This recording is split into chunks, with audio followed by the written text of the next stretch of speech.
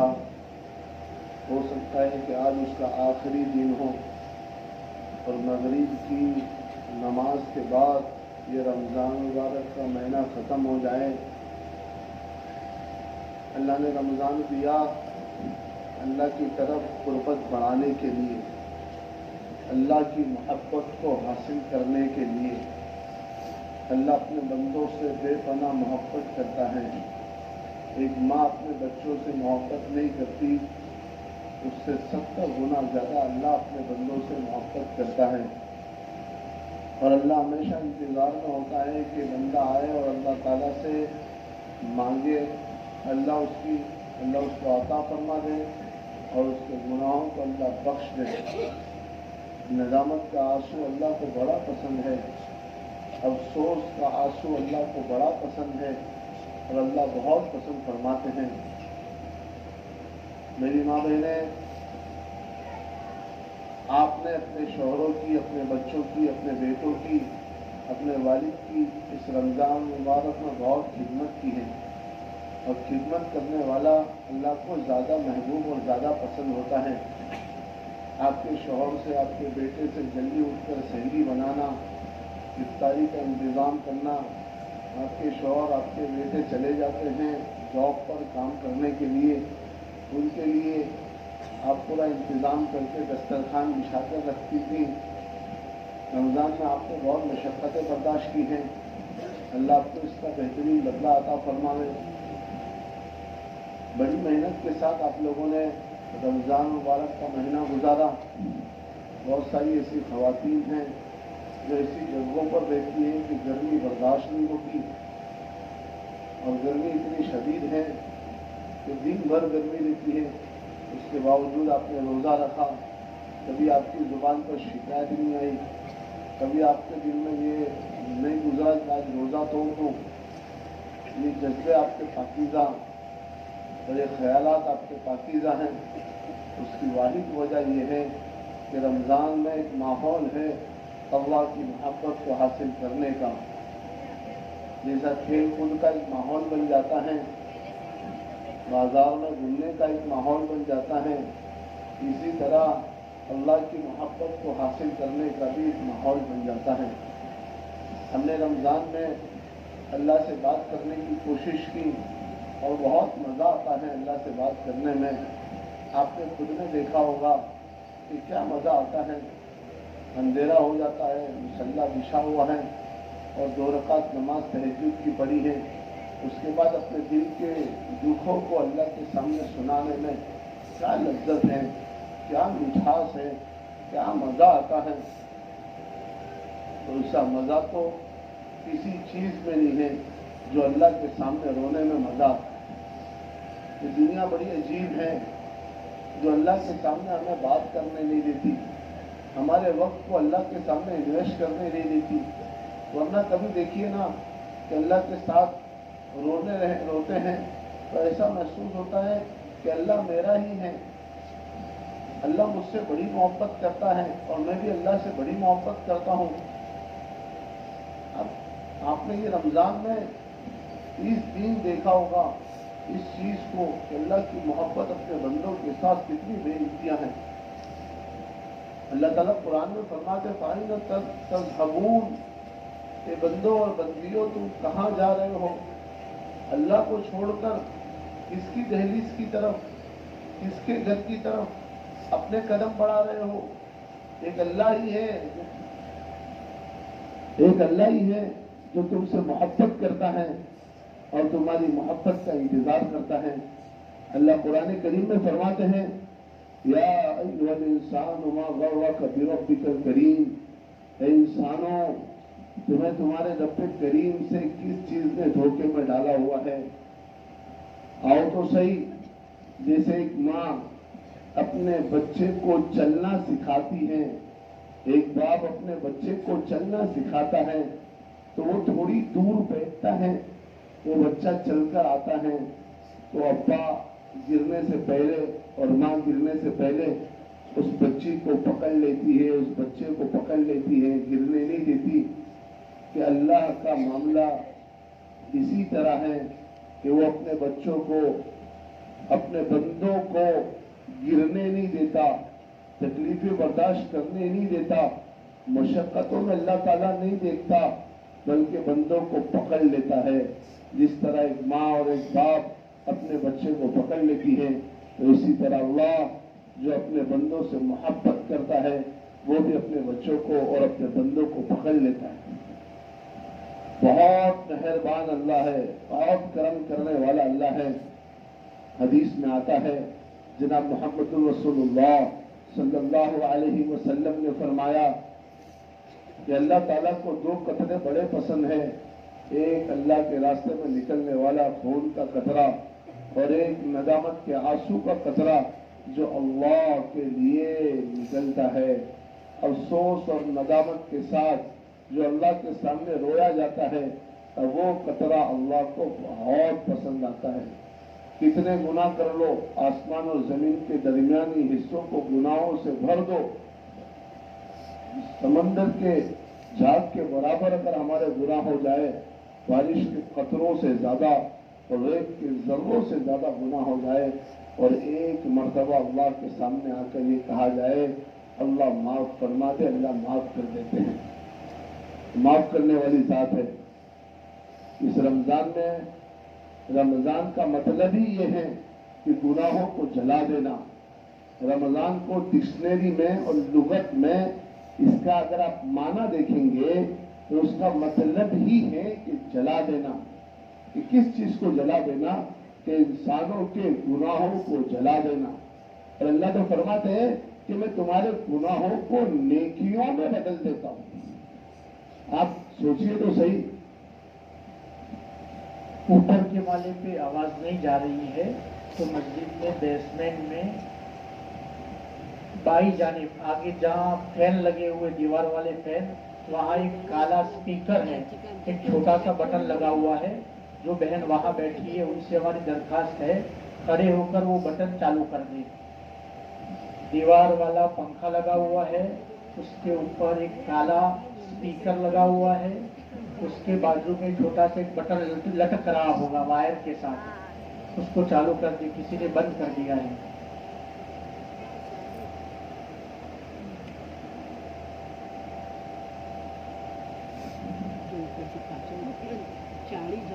अगर चालू कर दिया है तो इशारे से बता दे यहाँ से।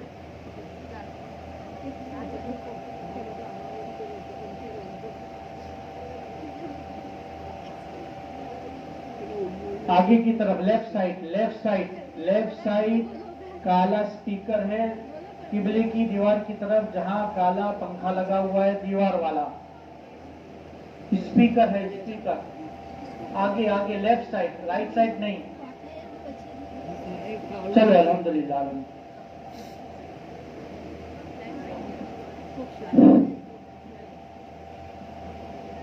अभी थोड़ा सा ध्यान से सुनना इन बातों को, जो आपके सामने कुछ बातें हमें रखनी है।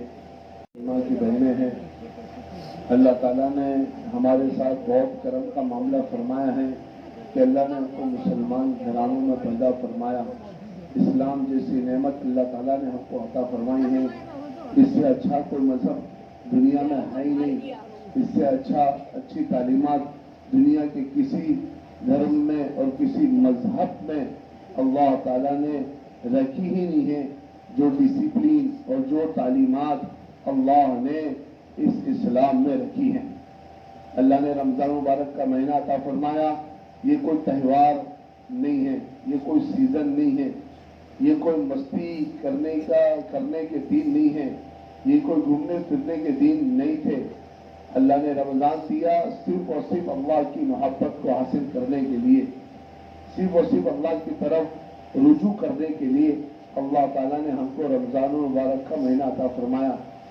जिसने रोजे रखे रमजान तो उसका भी गुजरा, जिसने तरावी पढ़ी रमजान तो उसका भी गुजरा, जिसने रात को अल्लाह के सामने रोया रमजान तो उसका भी गुजरा, जिसने रमजान मुबारक की एक एक घड़ी का सही इस्तेमाल किया रमजान तो उस बंदे का और उस बंदी का भी गुजर गया। और उस बंदी का भी रमजान गुजरा जिसने मोबाइलों में गलत चीजें देखी, रमजान मुबारक के महीने में भी गलत देखा, गलत सुना, गलत सोचा, रमजान तो इन लोगों का भी गया है। دونوں کا رمضان چلا گیا ہے، یہ آخری دن ہے، ہو سکتا ہے کل ہمیں ملے یا نہیں ملے، آئندہ سال کا رمضان ہمیں نصیب ہوتا ہے کہ نہیں ہوتا ہے ہمیں معلوم نہیں ہے، اس لیے کہ رمضان تو ہر سال آنے والا ہے، وہ تو صبح قیامت رمضان المبارک کا مہینہ جب وہ مہینہ آئے گا تو وہ آنا طے بات ہے، پر میری اور آپ کی زندگی رہے گی اس کے بارے میں کوئی گارنٹی نہیں ہے۔ اتنے سارے رمضان گزر گئے، ہم نے اللہ کو راضی کیا کہ نہیں کیا، کہ ہمارا اوپر جائزہ لینے کی ضرورت ہے۔ میری ماں اور بہنیں، اب بھی ہمارے پاس وقت ہے، اب بھی ہمارے پاس وقت ہے۔ کبھی کبھی ایسا ہو جاتا ہے کہ آخر میں اللہ کے سامنے رو لینے سے کام بن جایا کرتا ہے، پورا مہینہ کچھ نہیں کیا ہے، پورا مہینہ اللہ کی جیسی عبادت کرنے کا حق تھا ویسا نہیں کیا، آخر میں بھی رو لیے، افسوس ہو گیا، ندامت ہو گیا، اور اللہ کو کہہ دیا کہ اللہ رمضان جیسا گزارنا چاہیے تھا نہیں گزارا ہے، اللہ معاف کر دے، اللہ معاف کر دے گا۔ اب بھی ہمارے پاس چند ساعتیں، چند گھڑیاں باقی ہیں جس پہ ہم اللہ کو راضی کر سکتے ہیں۔ میری ماں بہنیں، ایک موقع ہمارے پاس اور ہے، وہ موقع ہے لیلۃ الجائزہ۔ لیلۃ الجائزہ کہتے ہیں چاند رات، جس کو ہماری زبان میں کہا جائے، عید کی رات کو لیلۃ الجائزہ کہا جاتا ہے، یعنی انعام والی رات، کہ اس رات میں اللہ تعالیٰ اپنے بندوں کو انعام دیتا ہے۔ کس چیز کا انعام؟ کوئی مزدور مزدوری کرتا ہے تو اس مزدور کو مزدوری ختم ہونے کے بعد اس کی سیلری اور اس کے پیسے دیے جاتے ہیں۔ پورا مہینہ روزہ رکھا، تراویح پڑھی، قرآن کی تلاوت کی، یہ جو مشقتیں برداشت کی ہیں، اس مشقت کا انعام اللہ تعالیٰ اس رات کو عطا فرماتے ہیں۔ جس طرح لیلۃ القدر کو مقدس رات سمجھتے ہیں، شب برات کو مقدس رات سمجھتے ہیں، اسی طرح مقدس رات عید الفطر کی رات بھی ہیں۔ 5 راتیں بڑی مقدس ہیں، شب برات، شب قدر، عید الفطر کی رات، عید الاضحیٰ یعنی بقرہ عید کی رات، اور شب عرفہ 9 تاریخ کو عرفات کے دن جو حاجی حج میں جاتے ہیں، وہ عرفات والی جو رات ہے وہ رات بھی بڑی مقدس ہے۔ ان 5 راتوں میں اللہ تعالیٰ اپنے بندوں پر خاص رحمت نازل فرماتے ہیں اور اپنے بندوں اور بندیوں کے گناہوں کو معاف کرتے ہیں۔ میری بہنیں، آپ سوچئے کہ مجھے اللہ کی ضرورت نہیں ہے، مجھے اللہ کی ضرورت ہے، اللہ کو میری ضرورت نہیں ہے، پھر بھی اللہ میرے اور آپ سے اتنی محبت کر کر بہانہ دیتا ہے کہ کسی نہ کسی بہانے سے ہم اللہ کی طرف رجوع کر لیں اور اللہ کو اپنا سچا اور پکا رب سمجھ لیں۔ ایک رات باقی ہے جس کو عید کی رات کہتے ہیں۔ اس رات کو اللہ کے سامنے خوب رو دھو کر اللہ سے پوری رمضان کی عبادت کا مزدوری لینی ہے اور اللہ سے کہنا ہے اللہ گرمیوں میں روزے رکھے، اللہ سے کہنا ہے اللہ آپ کے لیے بھوکے رہے، اللہ سے کہنا ہے اللہ آپ کے لیے پیاسے رکھے، اللہ اسی بھوک اور پیاس میں ہم نے اپنے بچوں کے لیے کھانا تیار کیا، ہم نے اپنے بچوں کو اسکول بھیجنے کی تیاری کی، ہم نے اپنے بچوں کو مدرسہ بھیجنے کی تیاری کی، نیند ملی کبھی نہیں ملی، نیند پوری ہوئی نہیں پوری ہوئی، اس طرح ہم نے تھوڑی مشقت کے ساتھ اللہ یہ رمضان گزارا ہے۔ ہماری تکلیفیں تو بہت کم ہیں، ہم نے مشقتیں بہت کم برداشت کی ہیں، پر اللہ ہم تو تکلیف برداشت کرنے والے لوگوں میں سے نہیں ہیں، اللہ ہم تو آزمائش کے لائق نہیں ہیں۔ اللہ اب یہ رات ہے اور ہم نے حدیث میں سنا ہے کہ آپ اس رات کو اللہ پورے رمضان مبارک میں جن لوگوں کو جہنم سے آپ نے برات فرمایا تھا، اس ایک رات میں اس کے بقدر جتنے لوگوں کو جہنم سے برات کیا تھا، ایک رات میں اس کے بقدر ایک رات میں اللہ تعالیٰ جہنم سے برات نصیب فرماتے ہیں کہ اللہ ہمیں بھی نصیب فرما دے۔ کبھی رو تو سے اللہ کے سامنے، کبھی آنسو بہاؤ تو سے اللہ کے سامنے، کبھی بات تو کرو اللہ کے سامنے، کیسا مزہ آتا ہے، دیکھو دل دھڑکتا ہے، آنکھوں میں سے آنسو نکلتے ہیں، مزہ آ جاتا ہے اللہ سے بات کرنے کا، بہت اچھا لگتا ہے اللہ سے بات کرنے کا۔ بہت مزہ آتا ہے. دیکھیے تو صحیح اللہ کی رحم کا, دیکھیے تو صحیح اللہ کی کریمی کا, اتنا بڑا رحم کرنے والا اور کرم کرنے والا رب اس دنیا میں کوئی ملے گا ہی نہیں. بڑا رحیم اللہ ہے, بڑا رحیم اللہ ہے. آپ سوچیے اپنے گریبان میں جا کر, اگر اللہ تعالیٰ اگر چاہتا نا تو ہمارے گناہوں کو ہماری پریشانیوں پر لکھ دیتا. اگر اللہ چاہتا نا تو ہمارے گناہوں کو ہمارے دروازوں پر لکھ دیتا. کہ اللہ کا کرم تو دیکھیے, اللہ کی ستاری کا معاملہ تو دیکھیے کہ اللہ تعالیٰ نے کیا معاملہ کیا. ہمارے گناہوں کو چھپا کر رکھا, ہمارے پر بخشش کے دروازے کھولے, ہم ہاتھ اٹھائے, اللہ تعالیٰ نے معاف کر دیا. اور معاف کرنے والا اللہ ہے. اللہ کے رسول صلی اللہ علیہ وسلم نے مثال لے کر کہا, ایک عورت یہاں سے وہاں بھاگ رہی تھی مسجد نبوی کے قریب, اس کا بچہ گم ہو گیا تھا. تو حضور صلی اللہ علیہ وسلم نے فرمایا اس کو کیا تکلیف ہے؟ تو آپ صلی اللہ علیہ وسلم سے صحابہ کرام نے فرمایا کہ اس کا بچہ گم ہو گیا ہے. اچانک وہ بچہ مل گیا تو اس ماں کو کتنی خوشی ہوتی ہوگی, اس کی خوشی کا کوئی اندازہ نہیں ہے. تو اللہ تعالیٰ, اللہ کے رسول صلی اللہ علیہ وسلم نے فرمایا کہ اس ماں کی خوشی کی کوئی انتہا ہے؟ کہا اس کا کوئی ٹھہرن نہیں ہے, کوئی بے انتہا یہ ماں اپنے بچے کے ملنے پر خوش ہوئی ہے.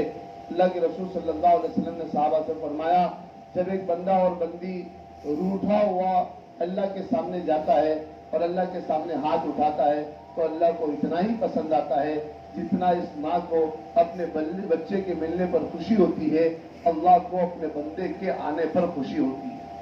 اور اللہ کہتا ہے لا تقنطوا من رحمت اللہ, کہ میری رحمت سے تم نا امید مت ہو جاؤ, میں تمہیں بہت عطا کروں گا, بہت عطا کروں گا. اس کی کوئی انتہا نہیں ہے کہ اللہ کتنا عطا کرے گا. اور اللہ کو تو بہانا چاہیے. ایک آدمی کی شرابی میں زندگی گزر گئی, پوری زندگی نافرمان میں گزر گئی.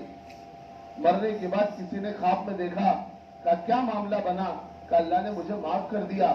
کہا کس بات پر؟ کہ تیرے تو گناہ بہت تھے, تو نے تو کبھی مسجد میں آ کر سجدہ نہیں کیا.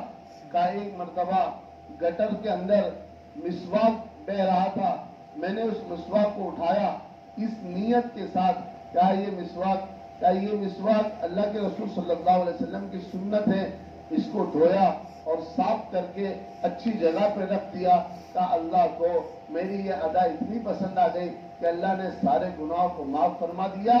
ایک چھوٹی سی حضور کی محبت پر, ایک چھوٹا سا عمل کرنے پر کہ اللہ تعالیٰ نے ساری زندگیوں کے گناہوں کو معاف کر دیا.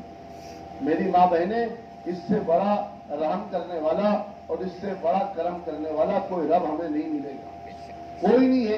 آپ کسی کو کوئی گفٹ دے دو, کوئی ہدیہ دے دو, آپ کے ہدیے کو اگر صحیح استعمال نہیں کرے آپ کو تکلیف ہوگی. اللہ نے آنکھیں دی, زبان دیے, کان دیے, ناک دیے, سوچنے والا دماغ دیا, دھڑکنے والا دل دیا, چلنے والے پیر دیے, پکڑنے والے ہاتھ دیے. یہ اللہ تعالیٰ نے گفٹ میں دیے. اس کا صحیح استعمال ہم لوگ نہیں کرتے ہیں.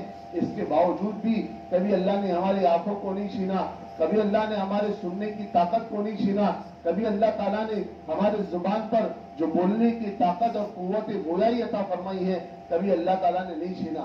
ورنہ اللہ تعالیٰ قرآن کریم میں فرماتے ہیں لئن شکرتم لازیدنکم ولئن کفرتم ان عذابی لشدید. اگر تم اللہ کی نعمت کی ناشکری کرو گے تو یاد رکھنا جو اللہ نعمت دینے پر قادر ہے وہ اللہ نعمت چھیننے پر بھی قادر ہے. یہ اللہ کی رحیمی ہے, یہ اللہ کی کریمی ہے کہ اللہ تعالیٰ نے اس نعمت کو گناہوں کے باوجود بھی باقی رکھا ہے. تو میری ماں بہنیں, وہ کریم رب ہے, اس کریم کو اور بھی منا لے, اس کریم کے سامنے اور بھی رو لے, اس کریم کے سامنے اور بھی مانگ لے. ابن قیم رحمۃ اللہ علیہ فرماتے ہیں, کتابوں میں لکھا ہے, وہاں ذوالفقار صاحب اس قصے کو بار بار بیان فرماتے ہیں کہ میں نے بغداد میں دیکھا کہ ایک ماں اپنے بچے کو دور کر رہی تھی اور بھگا رہی تھی. تھوڑا سا سڑک کر میں کھڑا ہو گیا کہ دیکھو تو صحیح کہ اس ماں اور اس بچی کا کیا معاملہ ہے اور وہ کیا کرنا چاہتی ہے. ماں نے دروازہ بند کر دیا اور بچے کو لات مار کے بھگا دیا, اور ماں کے یہ الفاظ تھے نافرمان لڑکا ہے, نافرمان ہے, تو اس لائق نہیں ہے کہ میرے گھر پہ رہ سکے. کتنا پریشان اس بچے نے اپنے ماں کو کیا ہوگا کہ ماں نے اس بچے کو بھگا دیا. وہ بچہ اس دہلیز پر بیٹھا رہا. کچھ دیر کے بعد دروازہ کھولا, دروازہ کھولنے کے بعد دیکھا کہ بچہ دہلیز پر بیٹھا ہوا ہے. ماں نے پھر سے کہا تو ابھی تک گیا نہیں ہے.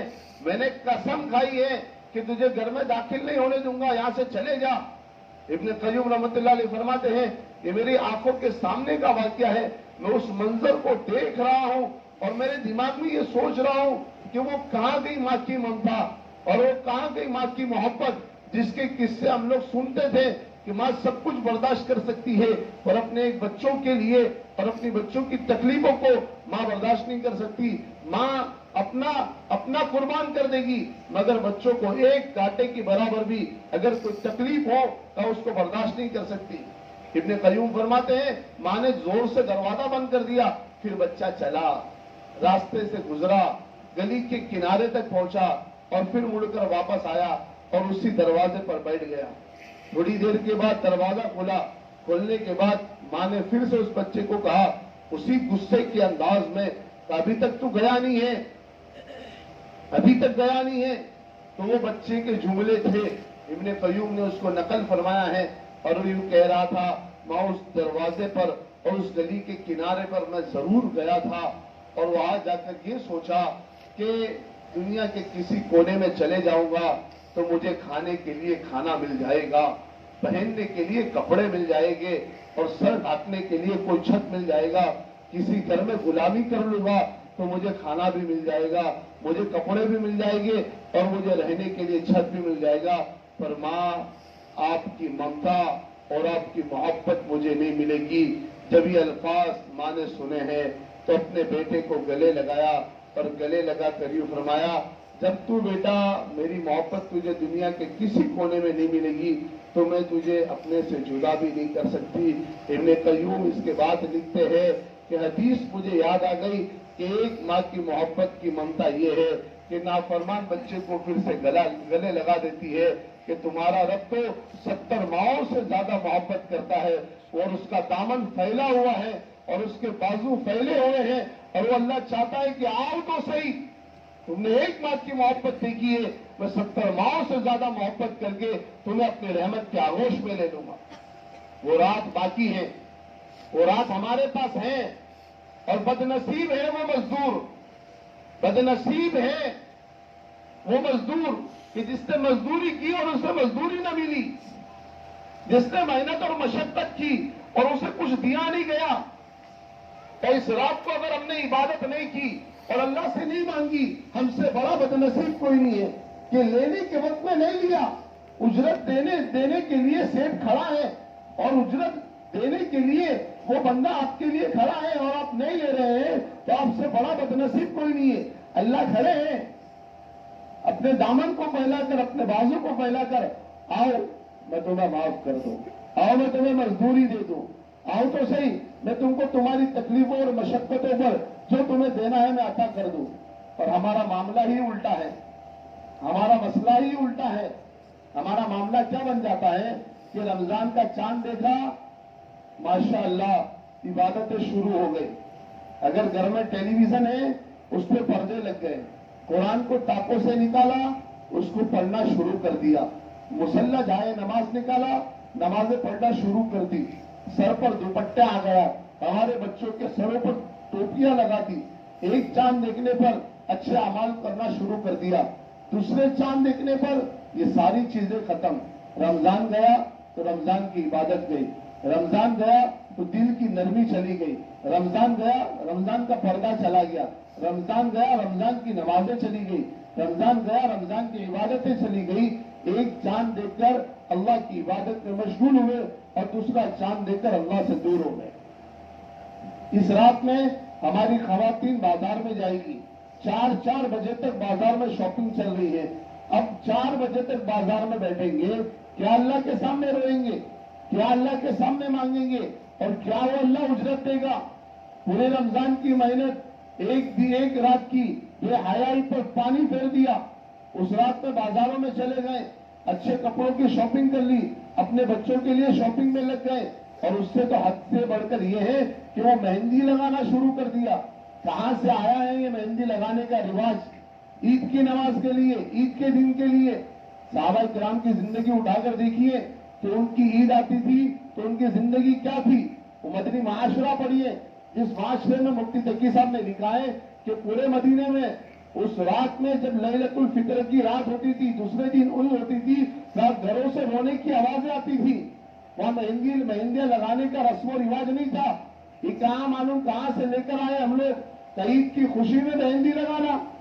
مہندی والوں کے کاروبار اچھے چل رہے ہیں اور وہ دونوں ہاتھوں پر مہندی لگا کر اس طرح بیٹھی ہے جس طرح کے کل اس کے لیے کچھ عجیب دن ہے.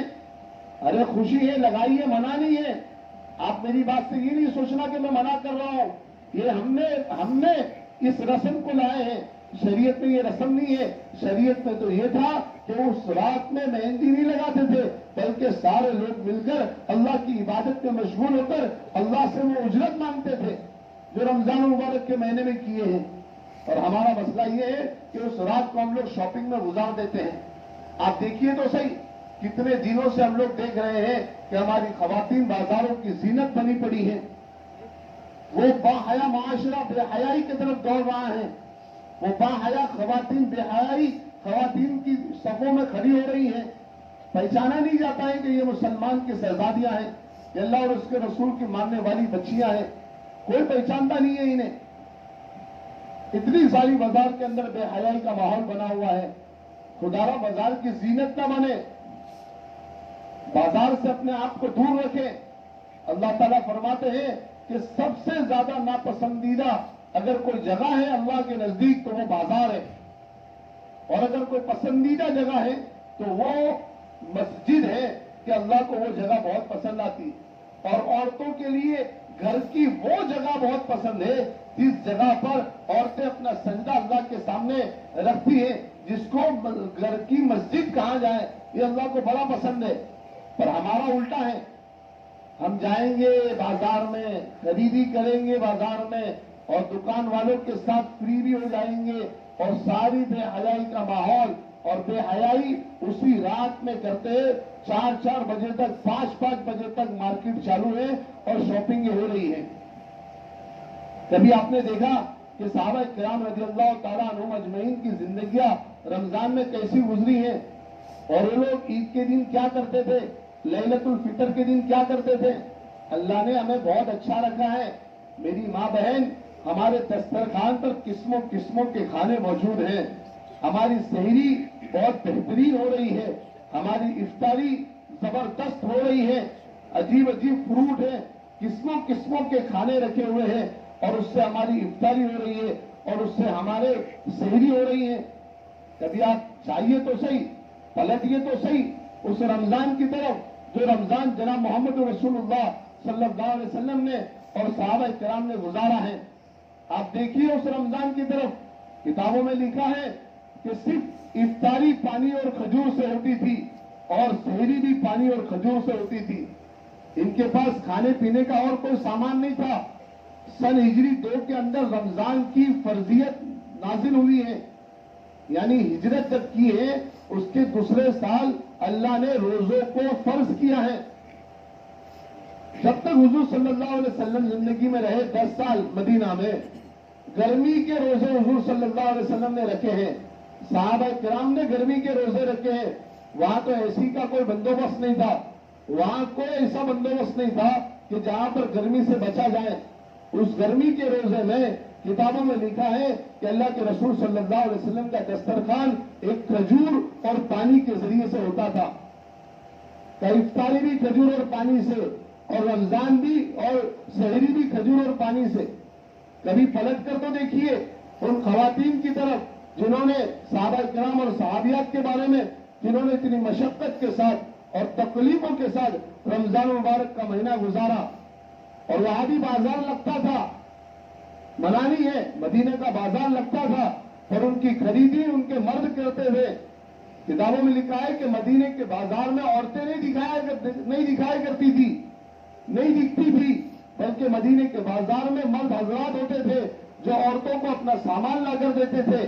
یہاں تو یوں کہا جا رہا ہے آپ کو معلوم نہیں پڑے گا کیا لانا ہے، میں جاؤں گی لینے کے لیے. اور بنداس بے باز نوجوان بچیاں بازاروں کی زینت بن کر جا رہی ہیں. مردوں کی ذمہ داری ہے کہ وہ مرد حضرات آپ کو لا کر دے اور آپ کے ساتھ تعاون کرے اور ان کے ساتھ آپ کو بازار لایا جائے. اتنا گندا ماحول بازار کا، آپ دیکھ لیجیے کیا ماحول بن رہا ہے. اللہ کا شکر ادا کریے کہ اللہ تعالیٰ نے ہم کو نعمت عجیب عجیب کھلائی ہے. ہم نے وہ تکلیفیں اور وہ مشقتیں نہیں دیکھی ہے جو تکلیف اور مشقتیں صحابہ کرام رضی اللہ تعالیٰ عنہم اجمعین نے وہ مشقتیں اور تکلیفیں برداشت کی. اسی تکلیف میں اسی رمضان مبارک کے مہینے میں بدر کا واقعہ پیش آیا. روزے رکھ کر صحابہ کرام مدینے سے 170 کلومیٹر دور گئے ہیں. اسی رمضان مبارک کے مہینے میں فتح مکہ کا واقعہ پیش آیا. اسی رمضان مبارک کے مہینے میں بڑی بڑی جنگ ہوئی ہے اور روزے رکھ کر صحابہ کرام رضی اللہ تعالیٰ اجمعین گئے ہیں. اور ان کے ساتھ ان کی بیویاں بھی تھی جو ان مجاہدین کو اشعار پڑھ پڑھ کر اسلام کی غیرت دلایا یاد کرتی تھی. وہ سب روزے میں تھی. آپ ان کی تکلیفوں کو کبھی سوچیے تو صحیح, ان کا احسان مانیے تو صحیح کہ کتنا احسان کیا ہے جناب محمد رسول اللہ صلی اللہ علیہ وسلم نے اور صحابہ کرام رضی اللہ تعالیٰ اجمعین نے, اور کیا تکلیفیں برداشت کی ہیں ان لوگوں نے. کتنے ایسے بچے تھے جن کے باپ موجود نہیں تھے, کتنے ایسے بچے تھے جن کے والدہ موجود نہیں تھی, اور وہ لوگ رمضان مبارک کے اندر مشقتوں کے ساتھ زندگیاں گزارتی تھی. وہاں یوسف صاحب رحمۃ اللہ علیہ نے لکھا ہے, یہ نکلنے والا سورج اسے 1400 سال پہلے کی داستانیں معلوم ہیں.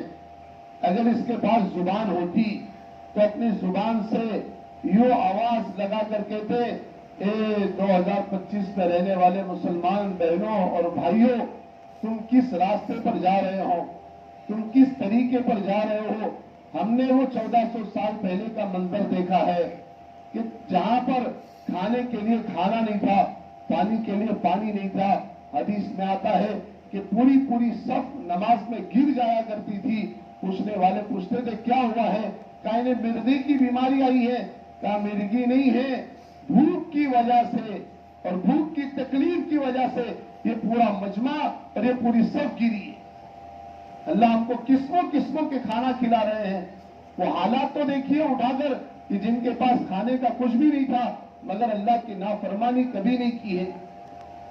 اللہ اس کے رسول صلی اللہ علیہ وسلم کے دامن کو کبھی نہیں چھوڑا ہے. میری ماں بہنیں, اللہ تعالیٰ نے ہم کو موقع دیا ہے, یہ لیلۃ الجائزہ, اس میں اللہ کے سامنے رو دھو لے اور بازار کی زینت نہ بنے خدا کے واسطے. دوسرا کام ہمارا یہ ہے کہ ایک تو لیلۃ الجائزہ ہے اور دوسرا یہ ہے جس کو ہم صدقۃ الفطر کہتے ہیں کہ نماز میں اگر کچھ غلطیاں ہو جاتی ہیں تو اس کی تلافی سجدہ سہو کے ذریعے سے ہو جاتی ہے.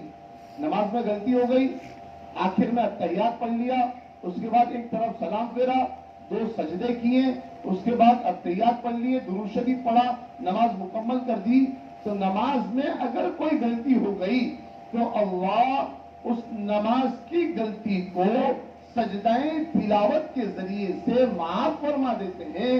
کہ رمضان المبارک میں اگر کچھ کمی کوتاہی ہوئی ہے, کچھ غلطیاں ہوئی ہیں اور ہوتی ہی ہیں, کچھ غلط دیکھ لیا گیا, غلط سن لیا گیا, غلط بول دیا گیا, رمضان کے مہینے کے مقدس مہینے کو پامال کیا گیا, تو اس کی تلافی صدقہ فطر کے ذریعے سے ہے.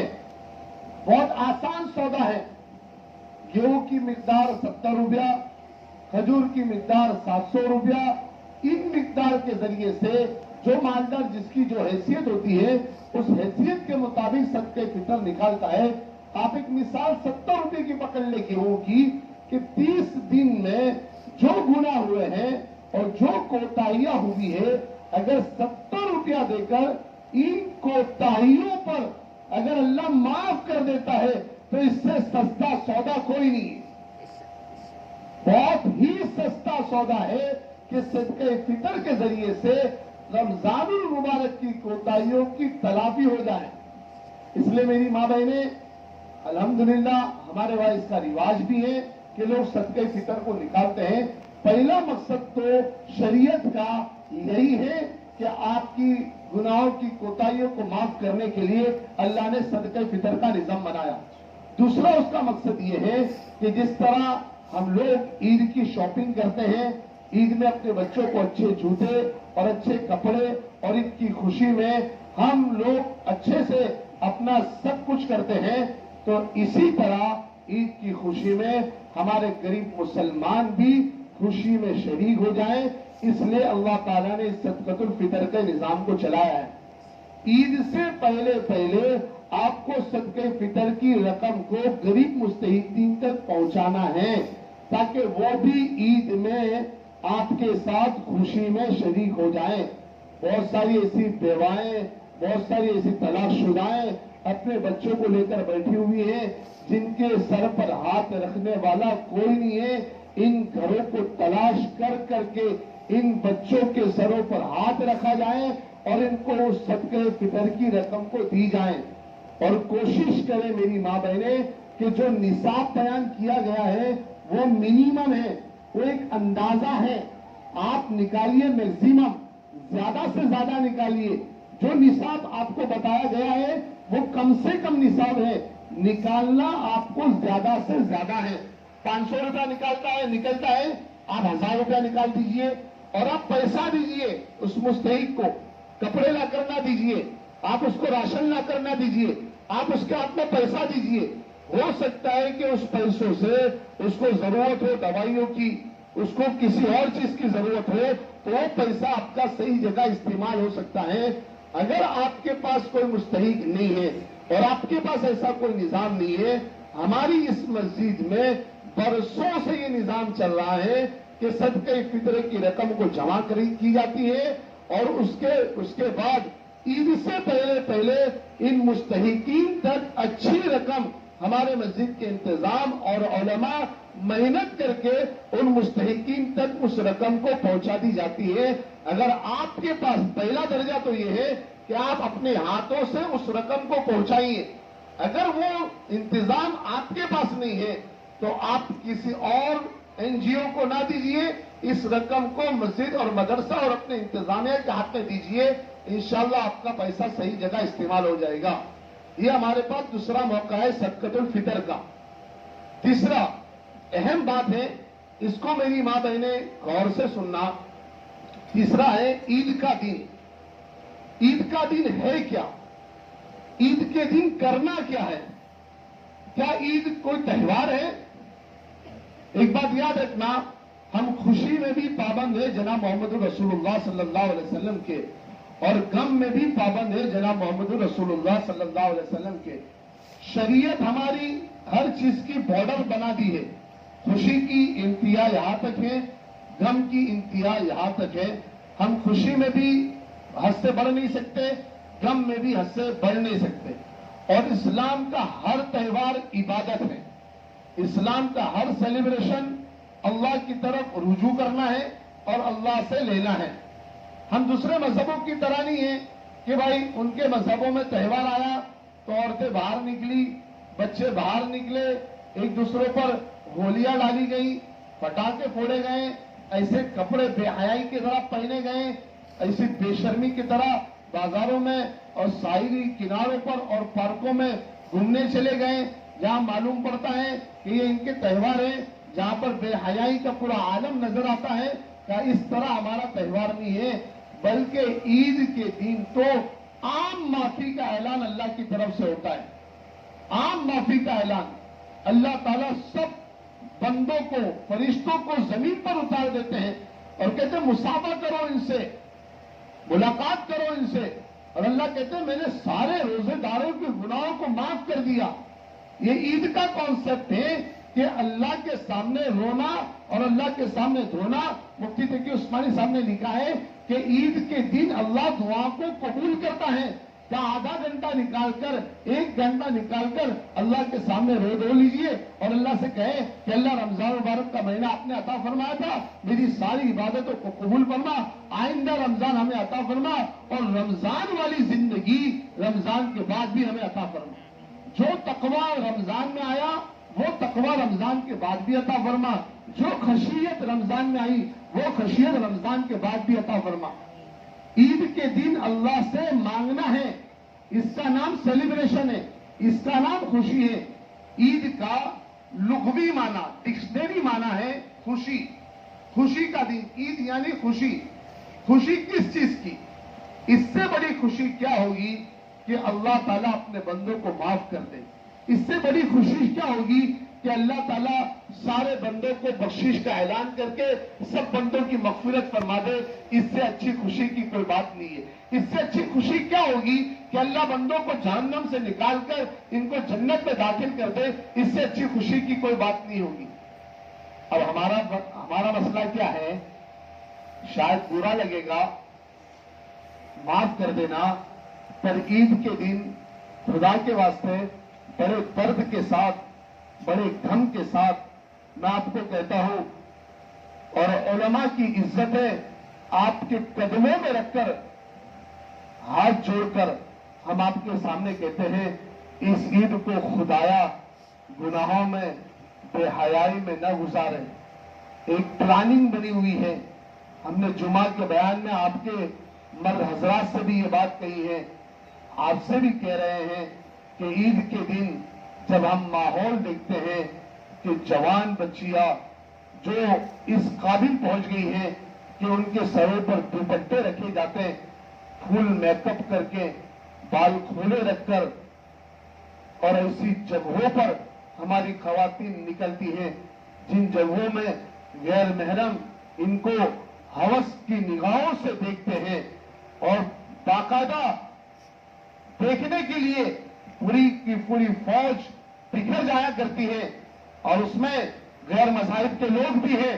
کا مسلمان لڑکیاں اس عید کے موقع پر آئے گی اور عید کے موقع پر ہم ان کے حسن و جمال کو دیکھیں گے. بے غیرتی تو یہاں تک بڑھ جاتی ہے کہ پوری پلاننگ بنی ہوئی ہے. ایک چول والے، ایک سوسائٹی والے، ایک خاندان والے کام سب مل کر ایک گاڑی میں اور ایک بس میں کھلا جگہ گھومنے جائیں گے. گاڑی میں گانا بج رہا ہے اور گانے چالو ہیں اور گانے سنے جا رہے ہیں. کا رمضان چلا گیا، اب تو وہ مقدس گھڑیاں باقی نہیں ہے، چلو گھومنے پھرنے چلے جاتے ہیں اور وہ گانے بج رہے ہیں. اس سے بڑھ کر یہ ہے کہ واٹر پارک کا انتخاب کیا جا رہا ہے. کتنے لوگوں نے ہمیں آ کر کہا ہے کہ مسلمان بچیاں برقع پہننے والی، اسلام کا نام لینے والی، کہا وہ اپنے خاندانوں کے ساتھ وہ چلی گئی واٹر پارکوں میں اور وہاں جا کر وہاں ڈبکیاں لگاتی ہیں. اور جب ڈبکیاں لگانے کے بعد باہر آئے گی، جسموں کی نمائش کا کیا حال ہوگا، جسم کا کیا حال ہوگا، ہم سب دیکھے تو صحیح. اس بے حیائی کا نتیجہ تو دیکھیے. ہم اتنے گر گئے، اتنے ہم لوگ بے حس ہو گئے کہ رمضان المبارک کا مہینہ اچھے سے گزارا اور عید کے دن ہم نے سب وہ کام کر دیے جو اللہ کی نافرمانی کے تھے. دوستوں کی فیملی پلاننگ بناتی ہے کہ ہم دوستوں کی فیملی کے ساتھ جائیں گے. آپ کے شوہر کا دوست کیا آپ کے لیے محرم بن گیا؟ آپ کا پڑوسی کیا آپ کے لیے محرم بن گیا؟ آپ کا چچا کا لڑکا کیا آپ کے لیے محرم بن گیا؟ آپ کا پھوپھی کا لڑکا کیا آپ کے لیے محرم بن گیا؟ دوستوں کی فیملی کے ساتھ گھومنے چلے گئے اور وہاں پر ایک دوسرے سے کوئی پردہ نہیں ہے. بے شرمی کا یہ عالم ہے. میری ماں اور بہنیں، آپ تو حضرت فاطمہ رضی اللہ تعالیٰ عنہا کو ماننے والی بچیاں ہو، آپ تو حضرت عائشہ رضی اللہ تعالیٰ عنہا کو ماننے والی لڑکیاں ہو. آپ کا تو تعلق حضرت خدیجہ سے ہے، آپ کا تو تعلق رابعہ بصریہ سے ہے. قرآن کہتا ہے کہ عورتیں پردہ کرے، فی قلوبہم مرض. کہا اگر ان مرد جو لوگ جن کے دلوں میں مرض ہے، مرض کا مطلب جن کا ذہن خراب ہے، جن کا دماغ خراب ہے، جن کا دل خراب ہے، وہ غلط سوچتے ہیں. اس زمانے کی عورتوں سے کہا جا رہا ہے جو زمانہ پاکیزہ تھا، جو زمانہ با حیا والا تھا، جہاں زنا کا کوئی تصور نہیں تھا، جہاں ناچ گانے کا کوئی تصور نہیں تھا، جہاں پر بے حیائی کا کوئی تصور نہیں تھا، ان عورتوں سے کہا جا رہا ہے یا ایھا النبی قل لازواجک وبناتک ونساء المؤمنین. اے نبی جی اپنی بیویوں سے اور اپنی بچیوں سے اور ساری مسلمان عورتوں سے کہیں یدنین علیہن من جلابیبہن کہ اپنے چہروں پر پردہ ڈالے اور اپنی نگاہوں کی حفاظت کرے اور اپنی چادروں کو ڈھانک لے. کیا ہوگا؟ ان یعرفن فلا یؤذین، کہ یہ پہچانی جائے گی کہ اسلام کی شہزادیاں ہیں. فلا یؤذین، ان کو کوئی ستائے گا نہیں، غلط نگاہوں سے ان کو کوئی دیکھے گا نہیں، غلط نظروں سے ان کی طرف کوئی التفات نہیں ہوگا. وہ معاشرہ پورا باحیا تھا. اب اس وقت عید کے وقت ہمارا معاشرہ پوری بے حیائی کی طرف چلا جاتا ہے. وہ معاشرہ جہاں پر ہماری عورتیں اور صحابہ کرام کی عورتوں سے کہا گیا پردہ کیجئے، آپ دیکھیے تو صحیح کہ جن عورتوں نے حضور صلی اللہ علیہ وسلم کی صحبت میں رہ کر زندگی گزاری ہے، انہیں کہا جا رہا ہے کہ عائشہ جو پاکیزہ عورت ہے، جن کی پاکیزگی پر 17 آیت قرآن کریم کی نازل ہوئی ہے، اور یوں کہا جا رہا ہے کہ عائشہ ذرا پردہ کرو. سامنے سے عبداللہ ابن ام مکتوم جو نابینا صحابی ہے، جن کی آنکھوں میں دکھائی نہیں دیتا ہے، کب وہ آ رہے ہیں، عائشہ پردہ تو کرو. حضرت عائشہ فرماتی ہے اللہ کے رسول وہ تو نابینا ہے، ان کو دکھائی نہیں دیتا ہے. اللہ کے رسول نے فرمایا عائشہ اسے نہیں دکھائی دیتا ہے پر تمہیں تو دکھائی دیتا ہے. یہ کسے کہہ رہے اللہ کے رسول؟ وہ پاکیزہ عورت جس کو کسی نے دیکھا نہیں ہے، جن کے حیا کے چرچے آسمانوں پر تھے، جن کی پاکیزگی کے چرچے آسمانوں پر اور عرش پر تھے، انہیں یہ حکم دیا جا رہا ہے کہ وہ نابینا صحابی کو کہا جا رہا ہے کہ آپ ان سے پردہ کریے. ہم یوں سمجھتے ہیں کہ کوئی غیر محرم ہم کو نہ دیکھے، پر اصل پردہ تو یہ ہے ہم بھی کسی غیر محرم کو نہ دیکھیں. عید کے دن آپ چلے گئے دوستوں کے ساتھ، وہ آپ کے شوہر کا جو دوست ہے وہ آپ کو بے حیائی کے ساتھ دیکھ رہا ہے، آپ ان کو بے حیائی کے ساتھ دیکھ رہے ہیں. یہ پوری بے حیائی کا معاشرہ، کیا اسلام اس کو پسند کرتا ہے؟ کیا کل قیامت کے دن ہمیں اللہ کے سامنے جواب نہیں دینا ہے؟ ضعیف حدیث میں اکثر بیان کرتا ہوں، حضرت فاطمہ رضی اللہ تعالی عنہا کی آپ زندگی اٹھا کر دیکھیے، عید کا چاند نہیں دیکھتی تھی. کسی نے پوچھا عید کا چاند تو دیکھو، تو حضرت فاطمہ یوں فرماتی تھی میں عید کا چاند دیکھوں اور دنیا کے کسی کونے سے کوئی غیر محرم مرد عید کا چاند دیکھے اور ہم دونوں کی نگاہیں چاند پر ٹکرا جائے، حضور کی بیٹی فاطمہ اس کو برداشت نہیں کرتی. اور ہم عید کے دن اتنے آوارہ ہو گئے، اتنے بے باک ہو گئے، اتنے بے شرم ہو گئے کہ عید کے دن ہم نے ساری چیزیں بھلا دی. ہم نے اللہ کے رسول کا احسان بھلا دیا، ہم نے صحابہ کرام کے احسان بھلا دیے، اور ہم چلے گئے اس طرح بے حیائی کے ساتھ. منع کریے اپنے شوہر کو کہ نہیں جائیں گے، اور اگر جائیں گے تو آپ کے ساتھ جائیں گے، آپ کے دوستوں کے ساتھ نہیں جائیں گے. منع کریے اپنے چاچا کے لڑکوں کے ساتھ نہیں جائیں گے، منع کریے آپ کے ماموں کے لڑکوں کے ساتھ نہیں جائیں گے. آپ کو ان سے بھی پردہ کرنا ہے. ایسا نہیں کہ یہ آپ کے سگے بھائی کی طرح ہو گئے، سگے بھائی نہیں ہے، آپ ان کے ساتھ شادی کر سکتے ہیں. اللہ نے شادی کا کانسیپٹ دیا ہے، یہ آپ کے لیے غیر محرم ہے. کزین یوں سمجھ لیے کہ یہ کزین کے ساتھ کیا پردہ کرنا ہے، یہ میرا سگا بھائی ہے، آپ کے سگے بھائی کی طرح اللہ نے اس کا وہ درجہ نہیں دیا ہے. خدا را اللہ کے واسطے اپنی جوان بچیوں کو اتنا میک اپ کروایا اور ایسی ہوٹلوں کو انتخاب کروایا جن ہوٹلوں میں ہماری عورتیں باقاعدہ اپنا نقاب اتار کر کھانا کھا رہی ہے، اور سارے ہوٹل میں بیٹھے ہوئے مرد حضرات ان عورتوں کو دیکھ رہے ہیں. یہ بے شرمی ہے. اللہ کے رسول نے فرمایا کہ دیوس ہے، اللہ کی لعنت ہے اس بندے پر. صحابہ کرام نے پوچھا کہ دیوس کون ہے؟ کہا وہ مرد دیوس ہے جو اپنی گھر کی مستورات کو باہر لے کر جائے. اور یہ باہر لے کر گیا گھر کا مرد اور بے حیائی کے ساتھ، بے شرمی کے ساتھ لوگوں نے ان عورتوں کو دیکھا ہے تو یہ لے کر جانے والا آدمی دیوس ہے اور اس پر اللہ کی لعنت ہے. مرد بیچارہ اللہ آپ کی محبت میں، اپنی بچی کی محبت میں، اپنی بیوی کی محبت میں بات مان جاتا ہے اور ان کے دن لے کے چلے جاتا ہے. میں منع نہیں کرتا ہوں گھومنے کا، آپ جائیے، اچھی ہوٹلوں میں کھانا کھائیے، اچھی جگہ پر گھومیے، پر شریعت کی پابندی کے ساتھ، نمازوں کی پابندی کے ساتھ، حیا کی چادر کو اپنے سروں پہ ڈالنے کے ساتھ آپ کریے، کوئی منع نہیں. اپنی جوان بچی کے ہاتھ میں موبائل دے دیا، یہ بھی چاند ہوگا، اس کے منگیتر کے ساتھ، بوائے فرینڈ کے ساتھ عید کی مبارکباد دینا شروع ہو جائے گی. اور ماں کو سب معلوم ہے، اس کے باوجود بھی غیرت زندہ نہیں ہے. بے غیرتی کا عالم اتنا ہو گیا ہے. انہی بازاروں سے ہم کو کتنے لوگوں نے یہ میسج بھیجے ہیں، خدا کے واسطے خط لکھے ہیں کہ خدا کے واسطے آپ بیانوں میں مستورات سے کہیے کہ اتنا فری نہ ہو جائے اپنے غیر محرموں سے، اتنے فری نہ ہو جائے دکانداروں سے، اتنے فری نہ ہو جائے کہ ان کو اپنے موبائل نمبر تک دیے جائیں. ایک بندے نے یہاں تک کہہ دیا ہے کہ دکانوں سے ادھار نہ لے، ورنہ وہ آپ کے احسان کے تلے آپ دبے رہیں گے اور آپ کی عفت کی پاک دامنی داغدار میں بدل جائے گا. خدا را ان دکانداروں سے ادھار بھی نہ خریدیں، اس حیا کی چادر کو اپنے سروں پر ڈالیے، سروں پر ڈالیے خدا کے واسطے. ہم پٹھان واڑی کا ایسا ایک ماحول بنائے کہ اس ماحول کا پوری دنیا میں ڈنکا بجے کہ نہیں باحیا خواتین ہمارے اس علاقے میں رہتی ہے. اور یاد رکھنا میری ماں بہنیں، میں اکثر یہ جملہ کہتا ہوں کہ سارے علماء کو ایک طرف جمع کر دو، ساری دنیا کے مفکرین کو ایک طرف جمع کر دو، سارے محدثین کو ایک طرف جمع کر دو اور سب کو کہو کہ اللہ سے دعا کرے، اللہ کے عرش میں ذرہ برابر تبدیلی نہیں آئے گی، وہ دعاؤں میں وہ تاثیر نہیں ہے جو ایک پاکیزہ بہن اور ایک پاکیزہ عورت کی دعا میں اللہ تعالیٰ نے وہ تاثیر رکھی ہے۔ بغداد کا وہ منظر آج بھی ہمارے سامنے ہے کہ وہ بخشش کے لیے، وہ بارش برسانے کے لیے دعائیں کر رہے تھے، دعاؤں میں کوئی اثر نہیں تھا۔ ایک خاتون نے یوں کہا، میرا یہ دوپٹہ آسمان کی طرف لہرا کر یوں کہو کہ اللہ اس عورت کے صدقے تو دل میں بارش برسا دے۔ بارش آ گئی ہے۔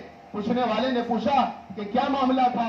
کہا یہ میری ماں ہے، اس میری ماں نے جب سے ہوش سنبھالا ہے تب سے لے کر آج تک کسی غیر محرم کو دیکھا نہیں ہے اور کسی غیر محرم نے میری ماں کو دیکھا نہیں ہے۔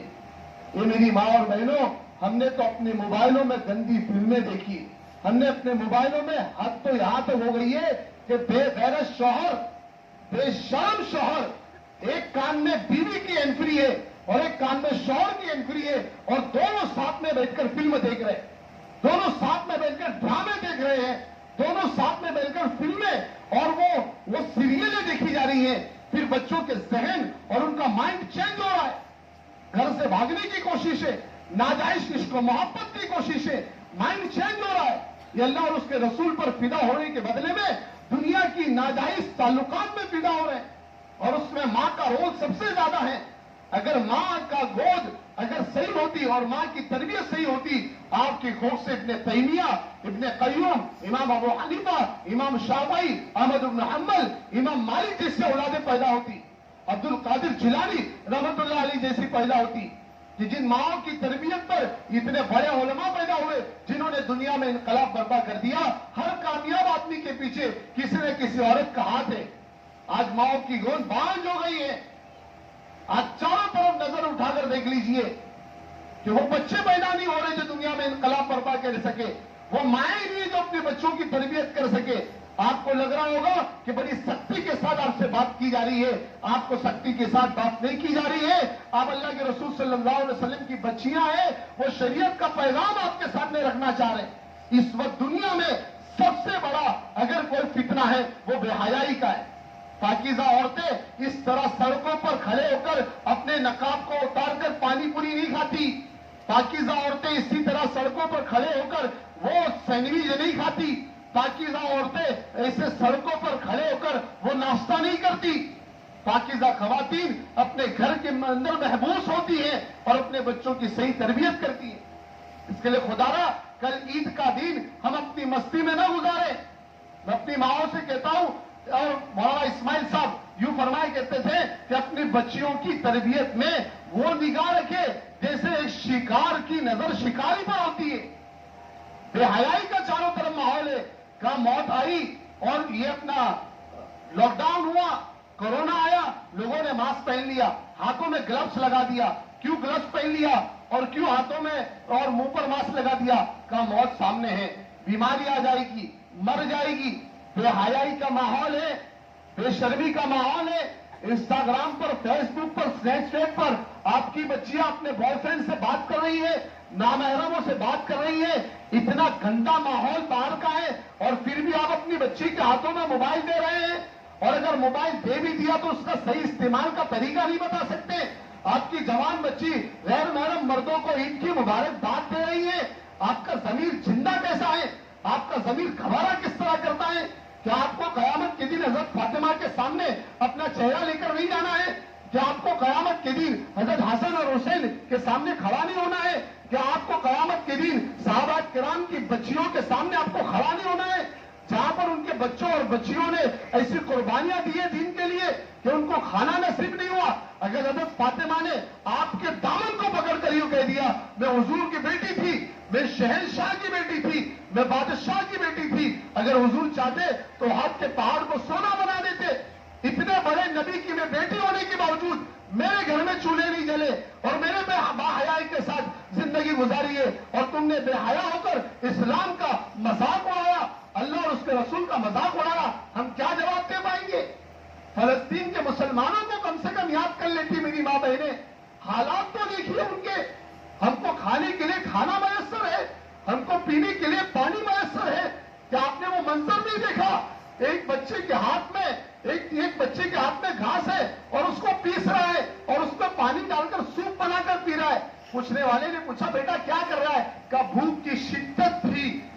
کے لیے کچھ نہیں ملا, یہ گھاس کے پتوں کو پیس کر میں سوپ کی شکل میں پی رہا ہوں. کیا آپ نے وہ منظر نہیں دیکھا کہ ایک چھوٹے چھوٹے فروٹ کے ٹکڑوں کو وہ گندے پانی میں ڈبو کر وہ بچہ پی رہا ہے. فلسطین کو پورا برباد کر دیا گیا, گھر کو ملبوں میں تقسیم کر دیا گیا, خون کی ہولیاں کھیلی گئی. ایسی حالت میں ہم خوشی منائیں گے جہاں ایک طرف مسلمان کی مائیں چیخ اور پکار کر رہی ہے اپنے بچوں کے جدا ہونے پر, اپنے بچوں کے ختم ہو جانے پر, جہاں پر ہزاروں بچے اپنی ماں کی گود سے محروم ہو گئے. کیا آپ کو وہ منظر آپ کے دل کو, آپ کے پتھر دل کو معاف نہیں کرتا کہ ایک بچہ اپنی ماں کی قبر پر لپیٹ کر یوں کہہ رہا ہے, ماں اٹھ تو صحیح, ماں بات تو کر. میں کس سے بات کروں, میں کس سے کہوں؟ عید آنے والی ہے, لوگ عید دیں گے اپنے بچوں کو, ماں میں کس سے مانگوں, ماں میں کس سے کہوں؟ اسے نہیں پتا ہے کہ وہ ماں دنیا سے رخصت ہو گئی ہے, اسے نہیں پتا ہے کہ اس کا باپ دنیا سے رخصت ہو گیا ہے. وہ بھکاریوں کی طرح وہ بچہ بیچارہ اپنے امت کے مسلمانوں کو کہہ رہا ہے کہ ہماری مدد تو کیجیے, اللہ کے سامنے اپنے دکھڑے سنا رہا ہے. کتنے ایسے نوجوان ایسے معصوم بچے ہیں جن کی مائیں دنیا سے رخصت ہو گئی, جن کے باپ دنیا سے رخصت ہو گئے. یہ فلسطین کی مائیں اور فلسطین کی بچیاں اگر ہمارے دامن کو پکڑ کر یوں کہے گے ہم نے اسلام کے لیے اتنی قربانی دی اور تو ہمارے لیے عید تو بھوک مری کا عید آ گئی ہے اور تم عید کی خوشی میں اپنے آپ کو بھول گئے ہمیں, اگر ان فلسطین کے مسلمان بچیوں نے اگر ہمارا دامن پکڑ لیا ہم انہیں کیا جواب دیں گے؟ سوچئے تو صحیح کہ ماں اپنے بچوں کو وہ دیکھ نہیں سکتے, ہم تو دیکھ نہیں سکتے کہ ان ماؤں نے اپنے بچوں کے بکھرے ہوئے ٹکڑوں کو جمع کر کے ماں اپنے ہاتھ سے اس بچوں کو دفن کر رہی ہے. ایک باپ اپنے معصوم بچے کی لاش کو اپنے ہاتھ میں لے کر آسمان کی طرف لہرا کر یوں کہہ رہا ہے, ارسیت یا ربی, اے اللہ اگر آپ راضی ہے یہ قربانی دے کر بھی تو ہم یہ قربانی دینے کے لیے تیار ہیں. یاد رکھنا میری بہن, جن کو کھانے کے لیے کھانا نہیں ملتا ہے, جن کو پینے کے لیے پانی نہیں ملتا ہے, اس کے باوجود قرآن کو اپنے سینے سے لگایا ہے. کتابوں میں لکھا ہے کہ 11,000 بچیاں حافظ قرآن بن کر فلسطین کی نکلتی ہے. اگر کل کی خوشی میں بے حیائی کی, اگر کل کی خوشی میں پارکوں میں گئے اور کل کی خوشی میں ہم ہوٹلوں پر گئے اور ناچنا گانا شروع ہوا اور بے حیائی کے ساتھ گھومنا شروع ہوا, یہ فلسطین کے مسلمان بچوں اور بچیوں کو کم سے کم خدارا یاد کر لینا. ایک بچے کے ہاتھ میں ایک پتا تھا, اسے کسی نے کہا بیٹا یہ کہاں لے کر جا رہا ہے کہ فلاں جگہ میری ماں بیٹھی ہوئی ہے اور یہ روٹی کا ٹکڑا ہے میں دینے جا رہا ہوں. اوہو, کہنے والے نے کہا بیٹا یہ روٹی نہیں ہے, یہ درخت کا پتا ہے. کہا نہیں یہ روٹی ہے. اب اس معصوم بچے کو کون سمجھائے گا بیٹا اسے روٹی نہیں کہا جاتا, یہ پتا ہے, یہ درخت کا پتا ہے. کہا نہیں یہ روٹی ہے, اور اس کو جیسے رول بنا کر اپنی ماں کو دیا. اس ماں نے اس بچے کے سر پر ہاتھ رکھا اور ماں اس بچے کے روٹی کو روٹی سمجھ کر اس پتے کو کھانے پر مجبور ہے. ہمارے دسترخوان قسموں کھیسموں کھانے سے مزین ہے. کل ہمارے وہاں بکرے کا سالن بنے گا, شیر خورما بنے گا, سب کچھ ہوگا. اور فلسطین کے مسلمانوں کو کم سے کم یاد تو کر لے کہ ان کی عید کیسے گزرے گی, ان کے اوپر کیا ہوگا. اچھے لباس پہن کر, اچھی مہندیاں لگا کر, بن سور کر باہر نکلو گے, اس سے پہلے ان کو دیکھ لینا.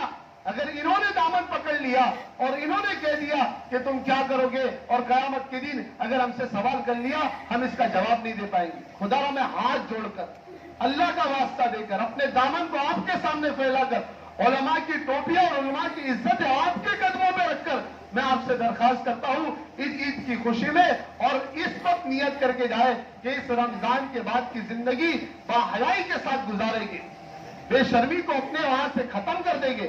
ہماری شادیاں, ہماری زندگیاں سمپل ہوگی, اپنے غیر محرموں کے سامنے پردہ کریں گے اور قیامت کے دن اللہ اور اس کے رسول کو ہم منہ دکھانے کے لائق رہیں گے. آپ نیت کر کے یہاں سے جائے کہ انشاءاللہ ہم کریں گے. اس کے لیے آخری بات, کم سے کم روزانہ اپنے گھر پر سیرت کی تعلیم کو زندہ کریں. جب سیرت معلوم ہوگی اور سیرت ہمارے سامنے ہوگی, سیرت ہماری بچیوں نے پڑھی ہوگی, ہمارے بچوں نے پڑھی ہوگی, تو پھر اسلام کے لیے مر مٹنے کا جذبہ بھی پیدا ہوگا. ورنہ بچیاں مرتد ہوگی, بے حیائی کرے گی، اسکرٹ پہنے گی، جینس پہنے گی، اور پھر وہ موبائل کا غلط استعمال کرے گی اور اپنی ماں باپ کی عزت کو کھوئے گی۔ ایک بندے نے، کہنے والے نے کہا، بات ختم کرتے ہیں، کہا جوان بچیاں اگر سڑکوں پر اپنی نگاہوں کو نیچے کرے گی تو ان کی ماں باپ کی نگاہیں اوپر رہے گی۔ جس دن جوان بچیوں کی نگاہیں اوپر ہو گئی، ماں باپ کی نگاہیں جھک جائے گی۔ ہم نے وہ منظر دیکھا ہے، باپ اپنے بیٹی کی پیر کو پکڑ کر کہہ رہا ہے، بیٹی کہاں جا رہی ہیں، کس طرف جا رہی ہیں، کس بے حیائی کے دلدل میں گھس رہی ہیں، اور وہ بیٹی اپنی ایک باپ کی بات کو ماننے کے لیے تیار نہیں ہے۔ وہ باپ بیچارہ معاشرے میں آنکھ اٹھا کر جینے کے قابل نہیں۔ وہ مجرم تھا باپ، جس نے اپنے بچوں کی صحیح تربیت نہیں کی، جس کا نتیجہ یہ نکلا۔ آج چاروں طرف بے حیائی کا ماحول ہے۔ خدارا فلسطین کے مسلمان بچوں کو یاد کر کے اپنی عید کی خوشی کو کم کر دے اور ان کے غم میں شریک ہو جائے۔ اللہ ہم سب کو عمل کی توفیق عطا فرمائے۔